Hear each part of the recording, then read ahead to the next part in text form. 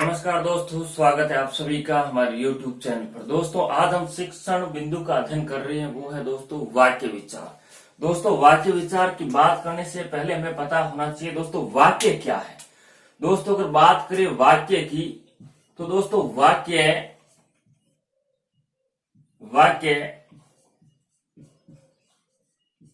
सार्थक शब्दों का क्रमबद्ध समूह है दोस्तों। यानी वाक्य है, उसमें जो शब्द होते हैं वो क्या होने चाहिए, एक तो नंबर सार्थक होने चाहिए, दूसरी बात वो क्रमबद्ध होने चाहिए, यानी उसका क्रम सही होना चाहिए।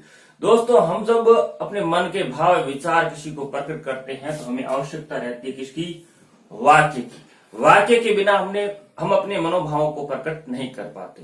और दोस्तों ये जो शब्द होते हैं ये जब तक स्वतंत्र है तब तक शब्द है, जब इनका दोस्तों वाक्य में प्रयोग कर दिया जाता है तो दोस्तों ये क्या बन जाते हैं, पद बन जाते हैं। क्या बन जाते हैं, पद बन जाते हैं। अच्छा दोस्तों वाक्यों में एक निश्चित पद क्रम होता है, वाक्य में पद है वो क्रम से रखे जाते हैं जो किसी भाव विचार को एक पूर्ण रूप से प्रकट करने में सक्षम बनाता है। अगर दोस्तों ये पद क्रम सही नहीं होगा तो हम अपने विचार और भाव अच्छी तरीके से प्रकट नहीं कर पाएंगे।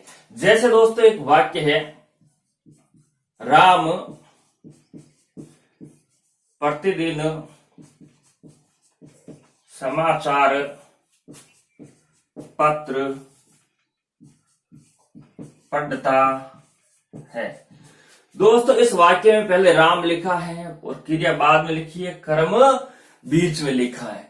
तो दोस्तों इस वाक्य में क्या है कि प्रत्येक शब्द को अपने यथा स्थान पर यथा क्रम के अनुसार रखा गया है, तभी ये वाक्य सार्थक है। राम प्रतिदिन समाचार पत्र पढ़ता है, इस वाक्य को पढ़ करके इस वाक्य में जो बात कही हुई है उसके भाव हमें समझ में आ जाते हैं। जैसे मैं कल बीकानेर जाऊंगा। दोस्तों यहां पहले कर्ता लिखा है, फिर क्रिया है, बीच में दोस्तों हमने कल आवे है, ये बीकानेर कर्म है, इसको हमने रखा है, तभी यह वाक्य क्या हुआ, सार्थक हुआ। तो दोस्तों इस प्रकार हम वाक्य की अगर परिभाषा देने की बात करें तो हम कह सकते हैं कि शब्दों का ऐसा सार्थक समूह है जो एक तो क्या व्यवस्थित हो और उसके साथ साथ किसी विचार या भाव को पूर्णतः व्यक्त करने की उसमें क्षमता हो, तभी वह वाक्य कहलाता है। और दोस्तों वाक्य विचार जब हम बात करते हैं तो वाक्य विचार में पढ़ेंगे, एक तो दोस्तों हम पढ़ेंगे वाक्य विचार में वाक्य के तत्व, दूसरा दोस्तों हम पढ़ेंगे वाक्य के अंग, और एक हम पढ़ेंगे वाक्य के भेद, और एक हम पढ़ेंगे वाक्य का रूपांतरण, और दोस्तों एक हम ये भी पढ़ेंगे वाक्य का संश्लेषण किस प्रकार से किया जाता है। इन चार वाक्य विचार में तत्व, अंग, भेद, रूपांतरण और संश्लेषण, इन चार बातों को हम पढ़ेंगे। तो पहले दोस्तों आज हम पढ़ेंगे वो है हमारा वाक्य के तत्व। क्या है दोस्तों, वाक्य के तत्व। दोस्तों बात करें वाक्य के तत्व की तो वाक्य के तत्व 6 होते हैं। एक तो दोस्तों होता है योग्यता, सार्थकता, निकटता या आस्ति, आकांक्षा, पदक्रम, अन्वय या अन्विति। दोस्तों अब हम एक एक करके इसके बारे में विस्तृत बातचीत करते हैं। सबसे पहले हम योग्यता को लेकर चलते हैं। सबसे पहले हम पढ़ेंगे योग्यता। दोस्तों क्या होती है वाक्य की योग्यता। दोस्तों वाक्य में अर्थ को पूर्ण रूप से प्रकट करने की योग्यता होनी चाहिए। अगर दोस्तों वाक्य पूर्ण रूप से अर्थ प्रकट नहीं कर रहा है तो वो वाक्य की योग्यता का उसमें अभाव माना जाएगा। यानी वाक्य में जो शब्द प्रयुक्त होते हैं उन शब्दों में परस्पर अर्थ की संगति हो, तभी वाक्य दोस्तों अर्थ प्रकट कर सकता है। जैसे दोस्तों उदाहरण लेते हैं, शेर घास खाता है। दोस्तों एक वाक्य है शेर घास खाता है। दूसरा दोस्तों सूरज रात को चमकता है। दोस्तों इन दोनों वाक्यों को हम देखते हैं। पहला वाक्य शेर घास खाता है और दूसरा वाक्य सूरज रात को चमकता है। दोनों वाक्यों में दोस्तों पहले वाक्य में शेर घास खाता है, सूरज रात को चमकता है। दोनों ही बातें क्या है दोस्तों, अनुचित है। ये इन दोनों ही वाक्यों में क्या है, परस्पर अर्थ की जो संगति है वो ठीक नहीं है। इन वाक्यों को इस प्रकार लिखा जाए तब सही होगा। घोड़ा करेंगे यहाँ घोड़ा घास खाता है, सूरज की जगह अगर करेंगे चांद रात को चमकता है, तो दोस्तों हमारे क्या हो जाएगा, वाक्य की योग्यता आ जाएगी, वाक्य सही माना जाएगा, इसका अर्थ होगा। तो दोस्तों वाक्यों की पूर्णता के लिए उसके पदों, पात्रों, घटनाओं आदि का उल्लेख जो हम करते हैं वो प्रसंग के अनुसार होना चाहिए, तभी क्या है कि वाक्य सार्थक होगा। इसलिए दोस्तों वाक्य को लिखते या बोलते समय कुछ बातें हमें ध्यान रखनी चाहिए। दोस्तों पहली बात हमें क्या ध्यान रखनी चाहिए, जो वाक्य में प्रयुक्त जो बात है वो प्रकृति के विरुद्ध नहीं होनी चाहिए। क्या नहीं होनी चाहिए दोस्तों, प्रकृति के विरुद्ध न हो। दूसरी बात दोस्तों हमें ये ध्यान रखनी है कि वाक्य जो है उस वाक्य में प्रयुक्त जो बात है वो इतिहास, भूगोल, समाज इनके विपरीत नहीं होनी चाहिए दोस्तों। जैसे उदाहरण के माध्यम से समझते हैं कि प्रकृति विरुद्ध कैसे नहीं होनी चाहिए और इतिहास, भूगोल और समाज विज्ञान इनके विरुद्ध कैसे नहीं होनी चाहिए। दोस्तों पहले बात करते हैं, बात प्रकृति विरुद्ध न हो। दोस्तों हर एक पद का अपना स्वभाव होता है, अपना एक धर्म होता है, पद का प्रयोग प्रसंग के अनुसार होना चाहिए। जैसे दोस्तों हमने लिख दिया कि सीमा आग से कपड़े धोती है। दोस्तों सीमा आग से कपड़े धोती है। अब दोस्तों कपड़े आग से तो धोए नहीं जाते, कपड़े धोए जाते हैं पानी और साबुन से। इसलिए दोस्तों इसमें क्या है, योग्यता का अभाव है। यह बात दोस्तों प्रकृति के विरुद्ध है। अब दोस्तों इसकी चर्चा करते हैं। प्रयुक्त वाक्य में जो बात होती है इतिहास, भूगोल, समाज और विज्ञान के विरुद्ध नहीं होनी चाहिए। कैसे, जैसे दोस्तों देखो पाकिस्तान भारत के पूर्व में स्थित है। दोस्तों पाकिस्तान भारत के पूर्व में स्थित है, इस वाक्य को अगर पढ़ते हो तो आपको क्या सही लगता है। दूसरा वाक्य दोस्तों कंस अयोध्या के राजा थे। दो वाक्य दोस्तों पाकिस्तान भारत के पूर्व में स्थित है, कंस अयोध्या के राजा थे। दोस्तों उपयुक्त दोनों ही वाक्य भूगोल और इतिहास की दृष्टि से क्या है, इतिहास की दृष्टि से ही नहीं है, क्योंकि इतिहास के विरुद्ध है। अतः इसमें दोस्तों योग्यता का अभाव है। इसमें पूर्व न होकर के क्या होना था, पश्चिम था। ये इतिहास विरुद्ध बात है दोस्तों। किसके विरुद्ध, इतिहास विरुद्ध बात है दोस्तों। और कंस अयोध्या के राजा थे। दोस्तों कंस अयोध्या के राजा नहीं थे। अयोध्या के राजा कौन थे, राम थे। ये भी इतिहास विरुद्ध है, ये दोस्तों भूगोल विरुद्ध है ना। पाकिस्तान भारत के पूर्व में स्थित है, ये भूगोल के विरुद्ध बात हो रही है। और ये दोस्तों इतिहास के विरुद्ध बात हो रही है दोस्तों। तो ऐसा नहीं होना चाहिए। अगर इतिहास भूगोल के साथ विज्ञान विरुद्ध भी हो, जैसे दोस्तों कह दिया जाए साइकिल का आविष्कार एडिसन ने किया था। तो दोस्तों ये साइकिल का आविष्कार एडिसन ने तो नहीं किया था, तो ये क्या हो जाएगी, विज्ञान के विरुद्ध हो जाएगी, विज्ञान सम्मत होनी चाहिए। दोस्तों इस प्रकार ये वाक्य का पहला तत्व था योग्यता। अब चलते हैं दोस्तों आगे वाले तत्वों पर चर्चा करते हैं।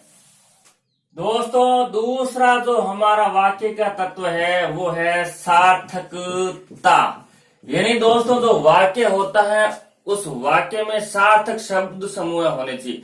जैसे दोस्तों सीता गाना गा रही है। दोस्तों सीता गाना गा रही है, इसमें जो शब्द हैं वो सार्थक हैं, वाक्य में ऐसे ही प्रयुक्त होने चाहिए। दोस्तों कभी कभी क्या होता है, निर्थक शब्द भी की विशेष परिस्थिति होती है तब वो सार्थक होने लगते हैं। जैसे वह गुस्से से अंट संट बकने लगा। अब दोस्तों इस वाक्य को हमने लिखा है, इससे भी क्या है कि विचार और भाव प्रकट हो रहे हैं, भाव समझ आ रहे हैं। तो इस प्रकार के जो अंट संट है, बकने हैं, ये शब्द क्या है दोस्तों, निर्थक होते हुए भी किसी विशेष परिस्थिति में सार्थक हो जाते हैं। अब बात करते दोस्तों सार्थकता के पश्चात तीसरे वाक्य के तत्व की, वो है निकटता। दोस्तों तीसरा कौन सा है, निकटता दोस्तों, यानी आस्ति। दोस्तों कोई भी वाक्य हो, वाक्य में एक पद को, जो वाक्य में एक पद है वो अभी लिख दिया, दूसरा पद दोस्तों 2 दिन बाद में लिख दिया, तो उसमें क्या है, निकटता नहीं रहती, सार्थकता नहीं रहती। यानी पदों के बीच समान दूरी होनी चाहिए। यानी एक पद यहाँ लिखा है, दूसरा यहाँ, इस क्रम से होने चाहिए। ऐसे नहीं एक यहाँ लिखा है, एक अगले पेज पे लिखा है ना। वाक्य में जो प्रयुक्त शब्द होते हैं उनमें दोस्तों पदों में अनवरत एक प्रवाह होना चाहिए, तभी उसमें सार्थकता आएगी। यानी दूरी या समय अंतराल रहने पर वाक्य क्या है कि अपना अस्तित्व खो देता, अर्थात उसमें अर्थ बोधन की क्षमता नहीं रहती। जैसे दोस्तों राम यहां लिख दिया, फिर दूसरे पेज पे लिखा विद्यालय, तीसरे पे लिखा जाता, चौथे पे लिखा है। तो दोस्तों यहाँ राम लिखा फिर विद्यालय जाता है, तो इसमें दोस्तों अर्थ बोधन की क्षमता इस वाक्य ने खो दी। यानी आज मैं बोलूं राम, कल बोलूं विद्यालय, परसों बोलूं जाता है, तो इसमें अर्थ बोधन की क्षमता नहीं होती है, वाक्य अपना अस्तित्व खो देता है। इसको इस प्रकार लिखा जाएगा, राम विद्यालय जाता है। तभी दोस्तों इसमें क्या है कि वाक्य में पूर्णता आए कि वाक्य में निकटता होनी जरूरी है, आस्ति होनी जरूरी है, तभी वाक्य क्या होता है, सार्थक और सही होता है। ये वाक्य का तीसरा तत्व था दोस्तों। अब बात करते हैं वाक्य के चौथे तत्व की, आकांक्षा। आकांक्षा दोस्तों क्या होता है, आप सभी को पता है, आकांक्षा यानी इच्छा। आकांक्षा यानी इच्छा। दोस्तों वाक्य में प्रयुक्त शब्द होते हैं, वाक्य में प्रयुक्त पद होते हैं, एक पद को सुनने के बाद दूसरे पद को सुनने की जो हमारी इच्छा होती है वही दोस्तों क्या है, आकांक्षा है। यानी आपको वाक्य की एक लाइन अगर कह दी जाए, एक पंक्ति बोल दी जाए, तो आप अगली पंक्ति को सुनने की जो इच्छा जागृत होती है वो क्या कहलाती है, आकांक्षा कहलाती है। यदि वाक्य में भाव पूर्णतः प्रकट नहीं हो रहा है तो वाक्य वाक्य नहीं कहलाएगा। यानी हम कह सकते हैं कि अर्थ की पूर्णता के लिए वाक्य के दोनों पदों का होना जरूरी है। इन एक पद बोल करके रुका, दूसरे पद की इच्छा जागृत हो, इसका मतलब दोनों पद होने चाहिए। जैसे दोस्तों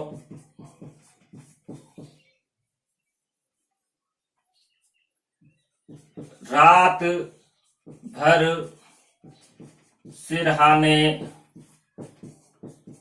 बैठा रहा।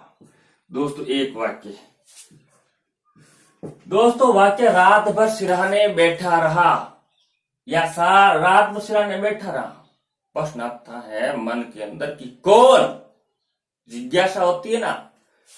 दूसरा देखो उदाहरण, बुढ़िया ने बेचने का साहस किया। दोस्तों इस वाक्य में मन में आता है कौन, इसमें क्या बेचने का साहस किया, यानी हमारी इच्छा रहती है जानने की कि बुढ़िया ने क्या बेचा। जैसे एक और लेते हैं, लोग प्रातःकाल जाते हैं, है ना, कहाँ जाते हैं, प्रश्न जागृत हो रहा है। तो दोस्तों रात भर सिरहाने बैठा रहा कौन, अगर इसमें कोई उत्तर आप डालोगे जैसे भाई, है ना, भाई रात भर सिरहाने बैठा रहा, बुढ़िया ने बेचने का साहस किया, कुछ ही बेच सकती है, केले कर दो, खरबूजे कर दो, तरबूज कर दो। लोग प्रातःकाल जाते हैं दोस्तों क्या, घूमने या भ्रमण करने, यानी ये सब थे। दूसरा पद था, इसकी हमें वाक्य को पूर्ण करने के लिए आवश्यकता पड़ती है, और यही वाक्य की दोस्तों क्या है, आकांक्षा है। क्या है, आकांक्षा है। वाक्य इनके बिना पूरा नहीं है, ये भी होने जरूरी है। तो ये है दोस्तों वाक्य की आकांक्षा। अब दोस्तों अगला तत्व पढ़ते हैं, वाक्य का पद क्रम। कौन सा दोस्तों, पद क्रम। दोस्तों चौथा तत्व हमारा क्या रहेगा, पद क्रम। दोस्तों किसी भाषा की संरचना जब हम करते हैं, वाक्य बनाते हैं, तो पदों का क्रम होता है और उनको व्यवस्थित क्रम में शब्दों को संयोजन करना हमें जरूरी है, ध्यान रखना चाहिए इन बातों का। तो वाक्य में पद एक निश्चित व्यवस्थित क्रम में बधे होते हैं, तभी वो वाक्य कहलाता है। पदों के क्रमिक संयोजन जो होता है उसको हम क्या कहते हैं दोस्तों, पद क्रम कहते हैं। तो दोस्तों अंग्रेजी भाषा की बात करें, हम इंग्लिश में क्या करते हैं, सबसे पहले हम लिखते हैं, जैसे एक वाक्य है इंग्लिश का, Ram is writing a letter. क्या है दोस्तों, Ram is writing a letter. Ram is writing a letter. तो दोस्तों इसमें राम क्या है, सब्जेक्ट है, राइटिंग क्या है, वर्ब है, और लेटर क्या है दोस्तों, ऑब्जेक्ट है। यानी हमने इंग्लिश में पहले क्या लिखा, सब्जेक्ट, फिर वर्ब, फिर ऑब्जेक्ट। दोस्तों यानी इसमें पहले कर्ता, क्रिया और कर्म आता, जबकि हिंदी में दोस्तों ऐसा नहीं होता है। हिंदी में क्या लिखेंगे, राम ने पत्र लिखा। राम क्या है, कर्ता तो पहले आएगा, बाद हमारी क्या आएगा दोस्तों, कर्म, और क्रिया हमारी हिंदी में क्या आती है, अंत में पहले कर्ता, फिर कर्म, फिर क्रिया। जबकि इंग्लिश में पहले सब्जेक्ट, फिर वर्ब, फिर ऑब्जेक्ट आता है। दोस्तों ये है पद कर्म की बात। दोस्तों अगर वाक्य में दो कर्म हो, जैसे दोस्तों माँ बच्चे को दूध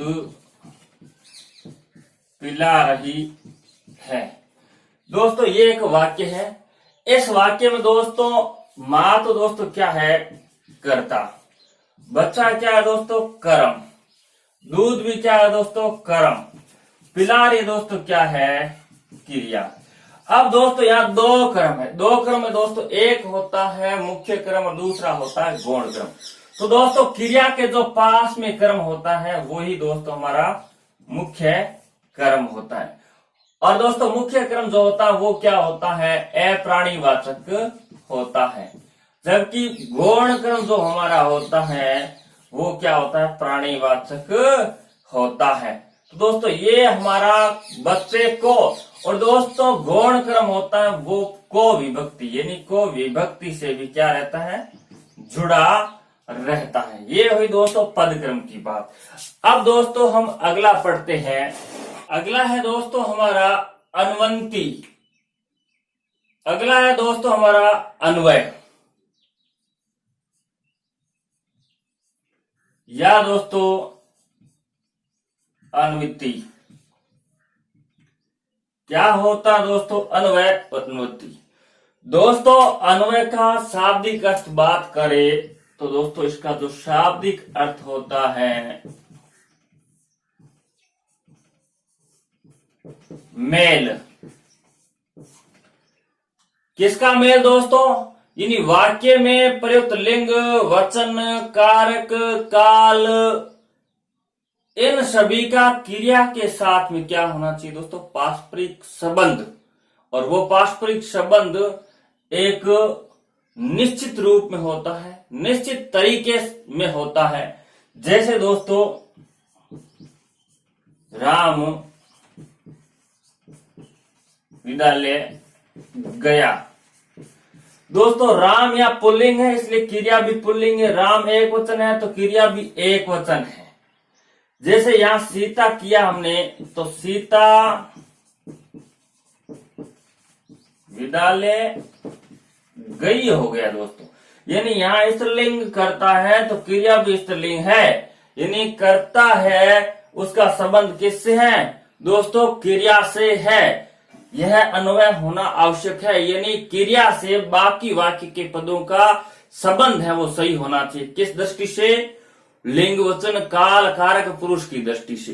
यानी दोस्तों वाक्य जो होता है उस वाक्य की व्याकरणिक व्यवस्था में परस्पर पदों का उचित मेल होता है, उसी मेल को क्या कहते हैं?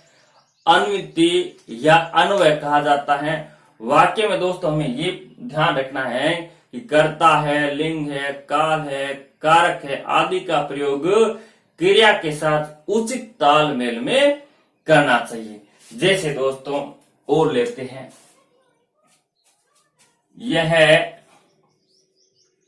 शाम का माताजी है। दोस्तों यह शाम का माताजी है, इस वाक्य में दोस्तों ये जो परसर्ग है, कारक है, इसका सही प्रयोग नहीं हुआ। यहाँ का की जगह क्या होना था दोस्तों? की होता तभी सही होता। जैसे दोस्तों मामा जी आ गया। अब दोस्तों यहाँ गया की जगह क्या होना चाहिए था? गए होने चाहिए था, तभी ये वाक्य सार्थक होता है। जैसे दोस्तों मोहन पानी पीती है, मोहन पानी पीती है दोस्तों, मोहन पुल्लिंग है तो पीती है थोड़ी आएगा, क्या आएगा? पीता है आएगा। तो दोस्तों ये थे हमारे वाक्य विचार में वाक्य के तत्व।